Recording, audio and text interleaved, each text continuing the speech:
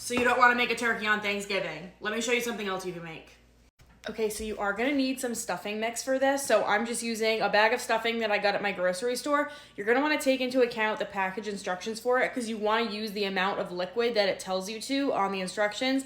However, we are gonna be adding in some vegetables. My stuffing calls for 6 tablespoons of melted butter, so I'm gonna go ahead and add that into my pan. And then I'm gonna add in 1 small white onion, 2 pieces of celery, and 2 carrots that I chopped. And you're gonna wanna let those cook together.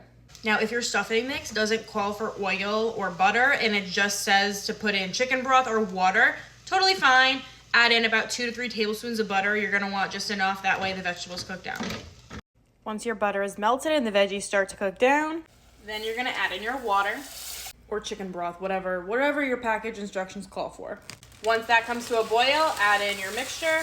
Turn off the heat, mix that together. Once it's thoroughly mixed, you're gonna wanna put a lid on this, let it sit for about 5 minutes. I'm gonna add an egg into my stuffing, and if I had some Romano cheese, I would add a sprinkle of that in. It's literally 9:30 p.m. and dinner is still not done yet. I gotta get going here. I have about a pound of chicken here. It was 2 pieces of chicken. I sliced them in half and then I pounded it out thin. So now I have 4 pieces of chicken. You could do this with as much chicken as you'd like, and if you needed more stuffing, you could obviously do this with 2 bags of stuffing, 3 boxes of stuffing, whatever. Very relaxed recipe. You know what I mean? I'm gonna take some of that stuffing. I'm gonna put it right onto the piece of chicken. Now, you probably wanna do a little bit less than this, but I wanna use up all the stuffing. So add some of your stuffing, and then you're gonna roll your chicken. I'm gonna spray the top of my chicken with a little bit of olive oil.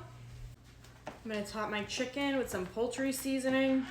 All right, this is gonna go in the oven at 400 degrees. My chicken baked at 400 for 30 minutes, serving it up with some cranberry sauce and some sweet potatoes with marshmallow on top, of course. If I had thought this through, I would have gotten some gravy at the grocery store.